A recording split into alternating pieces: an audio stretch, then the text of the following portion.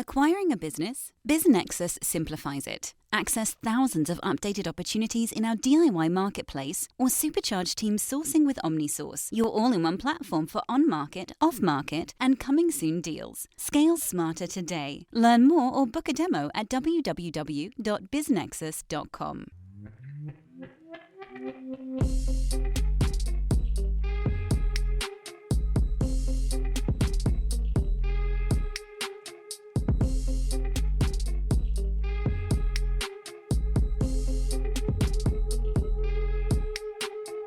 Disclaimer from the always present legal team. Podcast conversations don't necessarily reflect the views of BizNexus Incorporated. Everything you hear is informational news and updates from around the industry. We're not recommending any investments. We're not offering any investment advice. Be sure to do your own homework.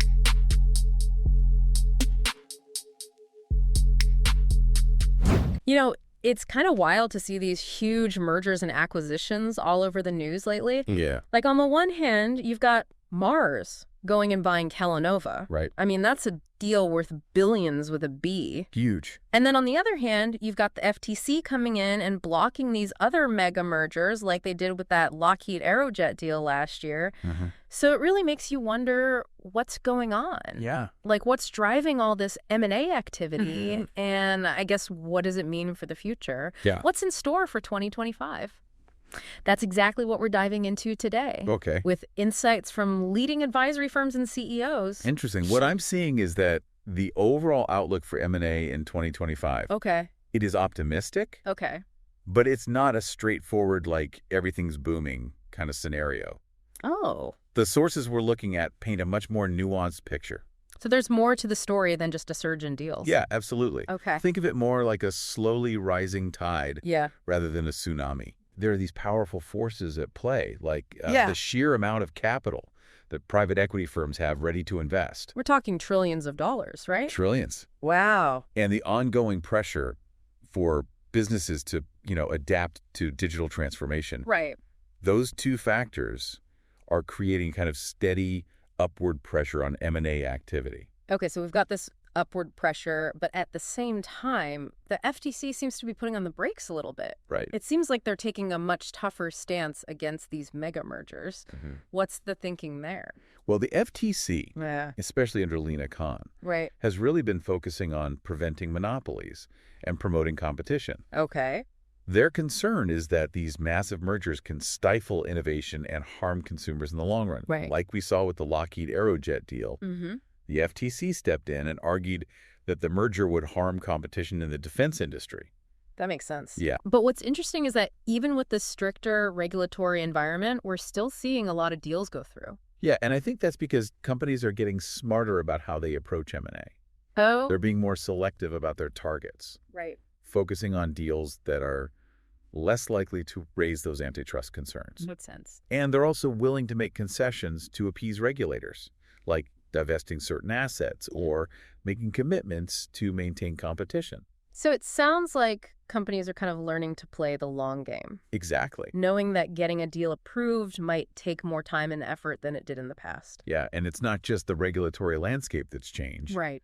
We've been through a bit of a roller coaster ride economically over the past few years. Oh, yeah. Think about the Fed's interest rate hikes, Mm-hmm. the uncertainty surrounding inflation, Uh-huh. and how company valuations have fluctuated. Yeah, it's definitely been a volatile time, and I imagine that's made it harder for companies to predict the future and make these big M&A decisions. For sure. Right. But here's the really interesting part. Okay. Despite all these challenges, Yeah. the sources we're looking at, Mm-hmm. especially this survey from EY, Okay. reveal that over 90% of CEOs Wow. are planning to participate in some form of M&A activity in the coming months. 90%, that's a huge number. It is. What's giving them the confidence to make these moves in such a complex environment? Well, I think there are a few factors converging to create this sense of cautious optimism. Okay. First, there's a feeling that the economy might be stabilizing. Okay. Inflation seems to be cooling down. Right. And while interest rates are still high, Yeah. there's a sense that the Fed might be nearing the end of its rate hike cycle. Okay. So this greater stability makes it easier for companies to plan for the future Yeah, makes sense. and take calculated risks. Yeah. So that stability factor makes a lot of sense. But what about that other factor you mentioned earlier? Like that massive amount of capital that private equity firms are sitting on, that's got to be playing a role too, right? It's huge. Oh, We're talking about an estimated $2 trillion in dry powder. 2 trillion. Yeah, that's the term used to describe the uninvested capital that private equity firms have on hand.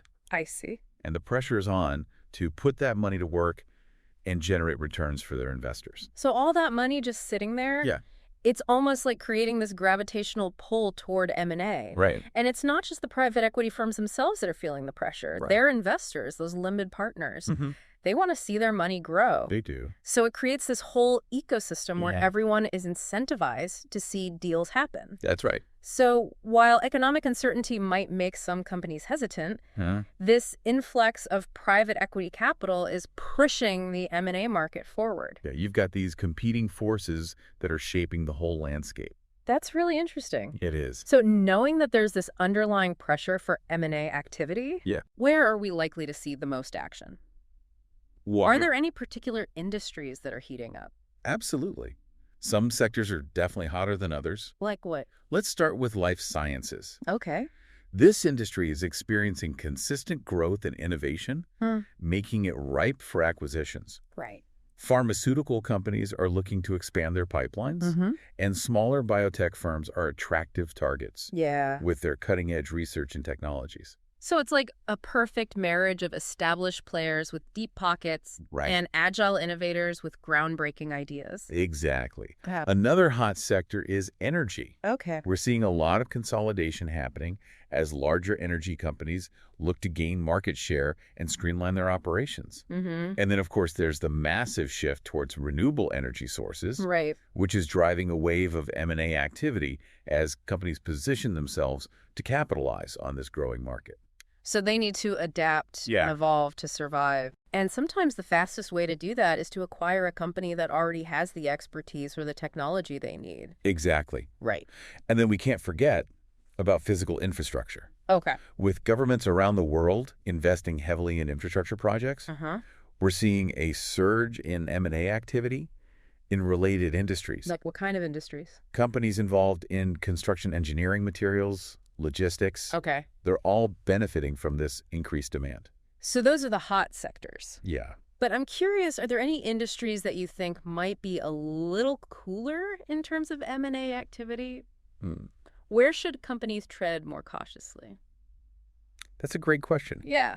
While there are always exceptions, Sure. I'd say consumer products and climate tech might see more moderate activity Okay. in consumer products. Yeah. We're seeing shifting consumer preferences and supply chain challenges, Right. which are making companies more cautious about making big acquisitions. That makes sense because it's a lot harder to predict what consumers will want in the future. Exactly. And those supply chain disruptions, Yeah. they can make it really difficult to integrate a newly acquired company. For sure. Right. And in climate tech, Okay. while the long-term potential is huge, Yeah. it's still a relatively early-stage industry. Uh-huh. Valuations can be volatile. Okay. And it's important to carefully assess the technology and the market viability of any potential acquisitions. So it's not just about jumping on the bandwagon. No. It's about being strategic and making sure the deal makes sense for your long-term goals. Absolutely. Right. And, it's impossible to talk about the future of M&A without addressing the elephant in the room, technology, Right. especially AI. Yeah, This is a force that's reshaping the entire landscape. totally. So AI is changing everything, and M&A is no exception. Right. But how exactly is it impacting this space? Well, Is it just about acquiring AI companies? it's much more than that. Think about it. Companies are under immense pressure to adapt and remain competitive in this rapidly evolving technological landscape. Right. So acquisitions become an attractive way to quickly acquire those much-needed tech capabilities. Makes sense. Whether it's AI or data analytics or cybersecurity. Mhm. I mean, why spend years building something from scratch when you can acquire a company that already has it? It's like a shortcut to innovation. Yeah. You get the technology and the talent all in one package. Right. But it's not just about acquiring AI companies, is it? Right. It sounds like AI is also transforming the M&A process itself. You're absolutely right. How so?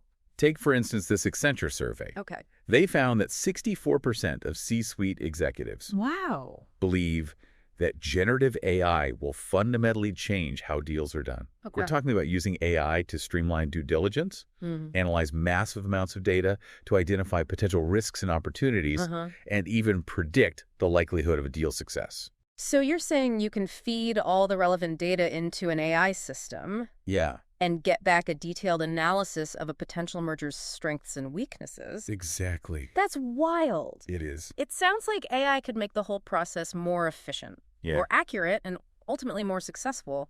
For sure. But even with all these exciting advancements, we can't forget about those potential roadblocks we discussed earlier. Right. Like navigating the regulatory landscape is still going to be a major challenge, isn't it? It absolutely is. Yeah. Even if a deal seems perfect on paper, getting regulatory approval is no longer a given. Right. We're seeing deal approvals taking longer, with timelines of 12 months or more becoming increasingly common. Wow. So this creates uncertainty and can potentially derail deals, especially if companies aren't prepared for the long haul. So it's not just about finding the right deal.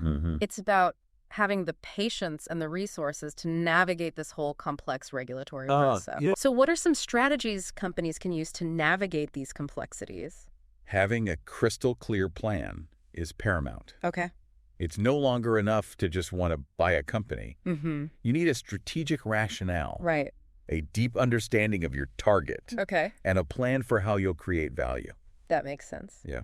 So it sounds like companies really need to do their homework and be prepared for a long and winding road to get a deal across the finish line.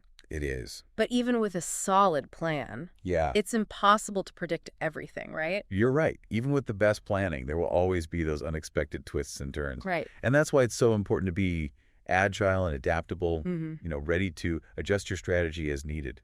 Speaking of agility, one thing that struck me from the research is how important speed is becoming in this environment. It's not just about having a good plan, it's about being able to execute it quickly and decisively. That's a really crucial point. The sources we're looking at, particularly the one from Accenture, really highlight that need for speed as more players enter the M&A market. Right. Competition for the best targets is intensifying. Right. So if you're slow to move, you risk missing out on opportunities. It's almost like playing a game of high-stakes chess. You need to anticipate your opponent's moves, think several steps ahead, and be ready to seize the advantage when it presents itself. I like that analogy. Yeah. It really captures the strategic thinking and quick decision-making that are so essential in today's M&A landscape. Great. And remember, it's not just about speed for speed's sake. Right. It's about being prepared to act when the right opportunity arises. And that's where having a solid plan and that thorough due diligence come in. So you need to be both a strategist and an opportunist. You need to have that vision for where you want to go, but you also need to be flexible enough to adjust your course when you spot a promising target. Exactly. It's a delicate balance. Right. And, to bring this all to life, I think it would be helpful to look at some real-world examples. I like that idea. Yeah. It's always helpful to see how these concepts play out in the real world. Right. What companies come to mind? One example that I think really illustrates this point about speed and agility is Lineage Logistics.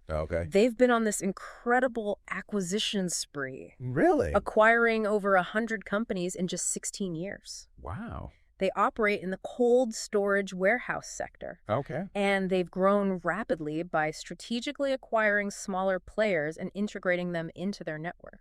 Wow, 100 companies. It's a lot. That's a phenomenal growth trajectory. Yeah. They must have a very well-defined strategy. They do. And the ability to move quickly to close deals. And their recent IPO, where they raised billions of dollars, shows that investors are confident in their ability to continue that aggressive growth strategy. It's interesting that they've chosen to focus on a very specific niche. Cold storage warehouses. It seems like that deep expertise in a particular sector can be a real advantage in the M&A game. Absolutely. Yeah. It allows you to identify those most promising acquisition targets. Right. Accurately assess their value and integrate them more seamlessly into your existing operations. Makes sense. Another company that comes to mind is MRI Software. Okay. They've been very active in the M&A space as well. Okay. Completing nearly 60 acquisitions in the past 15 years. Wow.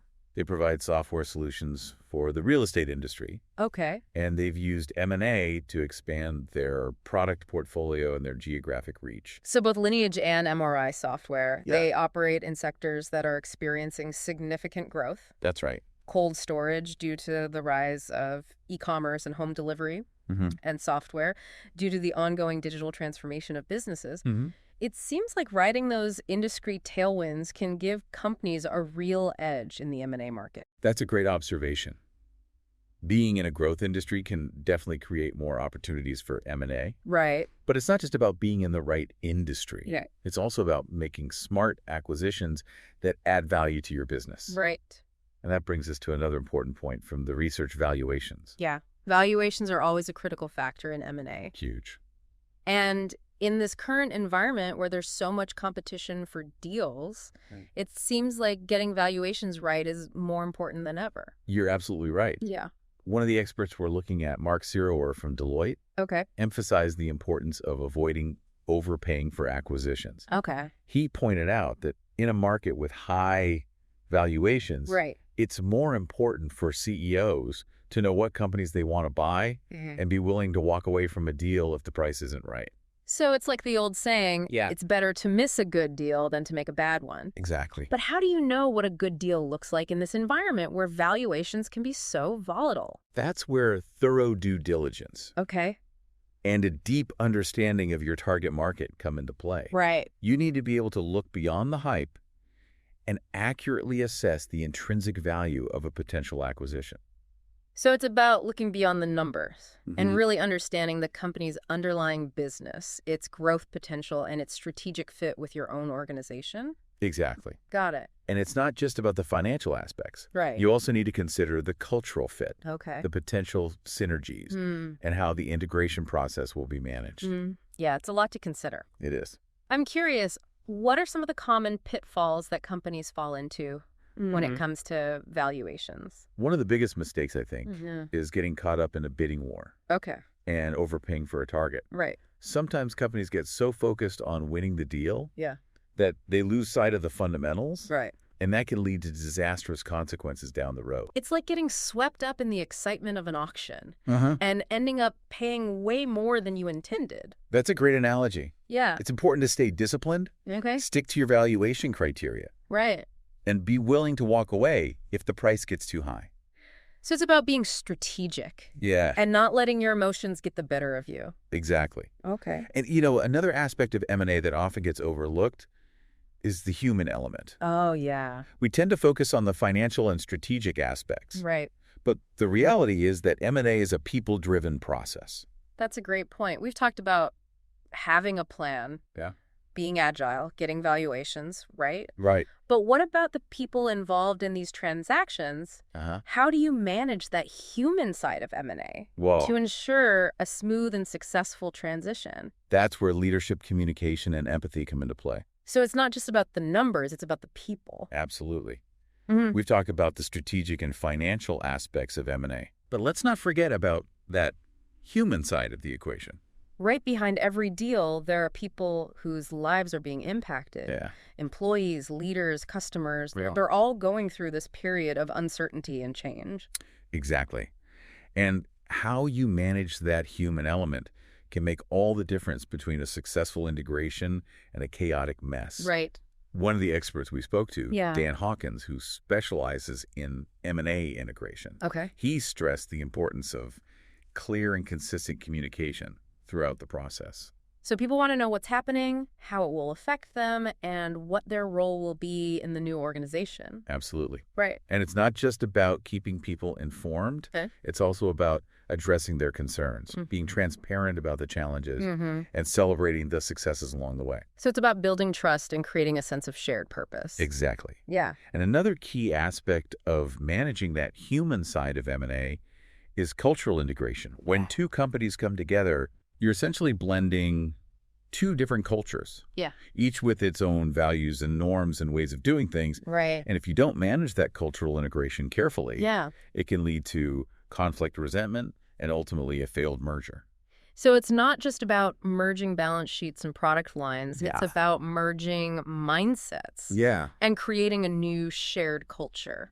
Precisely. And that requires a deep understanding of both cultures. Okay. A willingness to compromise and a commitment to creating a new culture that embraces the best of both worlds. It sounds like leadership plays a critical role in this process. Oh, for sure. Leaders need to set the tone, communicate the vision, and create an environment where people feel valued and respected. Absolutely. Leaders need to be visible, accessible, and empathetic throughout that integration process. Yeah. They need to listen to their employees' concerns, address their fears, and inspire them to embrace the change. So it sounds like successful M&A is as much about emotional intelligence as it is about financial acumen. I couldn't agree more. Right. And, one of the biggest challenges in managing the human side of M&A is dealing with uncertainty and anxiety. Sure.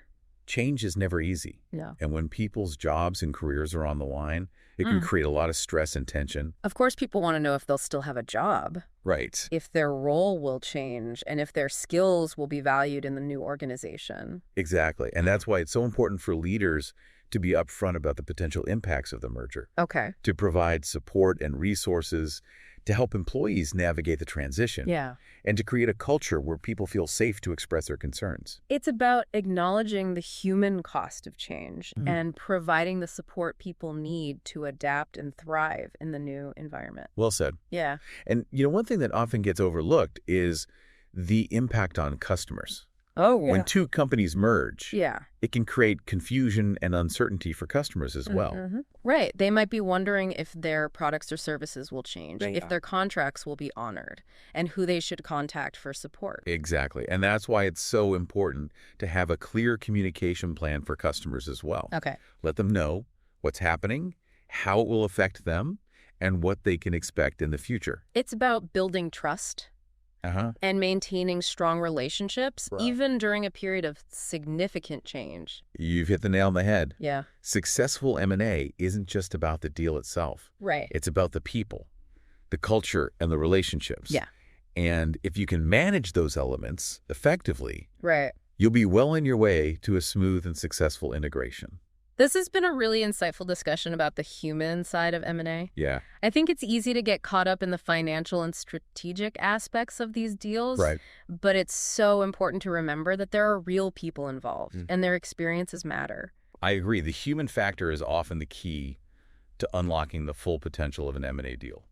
So we've talked about the trends shaping the M&A landscape, the importance of speed and agility, challenges of valuations, and the complexities of managing that human element. Yeah. But I'm curious, what concrete advice would you give to companies that are considering embarking on this M&A journey? That's a great question, and it leads us perfectly into the final part of our deep dive. Yeah, okay.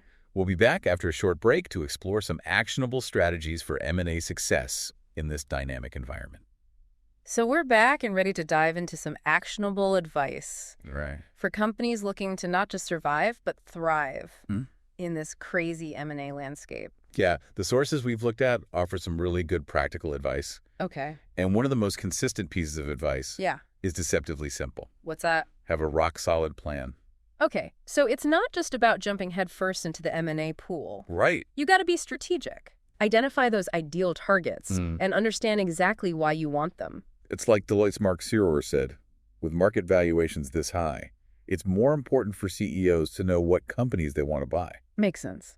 Yeah, and this plan needs to go beyond just a list of companies. Okay. It should articulate how you'll create value through the acquisition, how you'll navigate that regulatory landscape. Right. And how you'll manage that often overlooked integration process. So it's like having a detailed roadmap, not just a vague sense of direction. Yeah, exactly. And I'm also noticing how much emphasis our experts are putting on being prepared for a longer deal approval process. Oh, yeah. It sounds like those 9-month timelines we used to see are a thing of the past. Yeah. Accenture's Jay Neely highlighted that deal closures now routinely take 12 months or even longer. Wow, a whole year. Yeah, so companies need to be prepared for the long haul. Right. Both in terms of their internal resources and their communication with stakeholders. That extended timeline just adds another layer of complexity. It does. To managing the human side of things, right. Keeping your team engaged and motivated during like a year-long process can't be easy. It's tough. And our expert Dan Hawkins offered some great insights on this. Like what? stressing the importance of clear, consistent communication. Okay. And strong, empathetic leadership to maintain alignment and momentum throughout the process. So we've got having a solid plan, anticipating potential delays, and managing the human element. Right. What other nuggets of wisdom did our experts offer? Well, one that really stuck with me came from Accenture's Jay Neely again. Okay. He talked about the importance of readiness. Okay. Don't let the relative lull in M&A activity over the past few years lead to complacency. Right. Stay informed about market dynamics. Yeah. Keep your finger on the pulse of those emerging opportunities, and be prepared to move swiftly when the right deal presents itself. So it's like a sprinter, staying loose and focused. Yeah. Ready to explode off the blocks when the starting pistol fires. That's a great analogy. Yeah, I like that one. You need the skills, the insight and the foresight to recognize that perfect wave, and then the agility and determination to ride it to success. So be prepared. Be ready to move quickly. And this might sound counterintuitive. Okay. Don't be afraid to walk away. You got it. That's another crucial piece of advice. Yeah. Especially in this market with those sky-high valuations. Right. It's easy to get swept up in the frenzy. Yeah, you get caught up in it. But it's absolutely vital to stick to your criteria, maintain your discipline, and not overpay just to get a deal done. It takes wisdom to know when to hold back. Uh-huh. And when to go all in. It does. It's like a poker player. Right. Recognizing when it's time to fold no matter how tempting that pot might look. Perfect analogy. Right. It underscores the need for that disciplined and strategic approach to M&A. Yeah. Remember, it's not about winning every hand. It's about making those smart, informed decisions that align with your long-term goals and create lasting value. So we've really covered a lot of ground today. We have. As we wrap up, what are some final thoughts for our listeners to think about as they navigate this exciting and ever-evolving world of M&A? I think the most important takeaway is this. Okay. While the outlook for M&A in 2025 and beyond is promising, Right. success isn't guaranteed. Right. It requires that meticulous planning, a deep understanding of your target market, the ability to execute flawlessly. Yeah. And perhaps most importantly, a recognition that this is a human endeavor, not just a financial transaction. Well said. As we've seen from the expert insights and those real-world examples we've discussed, navigating the M&A landscape is both an art and a science. Right. It demands strategic thinking, financial savvy, and a deep appreciation for the human dynamics at play. It does. But with the right approach, the right mindset, and the right team by your side, M&A can be a really powerful engine for growth, innovation, and transformation. Absolutely. Remember, knowledge is power. And we hope this deep dive has provided you with the information and the inspiration you need to make informed decisions, seize the opportunities that lie ahead, and achieve those strategic goals. And as always, we encourage you to keep exploring, keep asking questions, and never stop learning. Yeah. Until next time. Yeah. Happy deal making.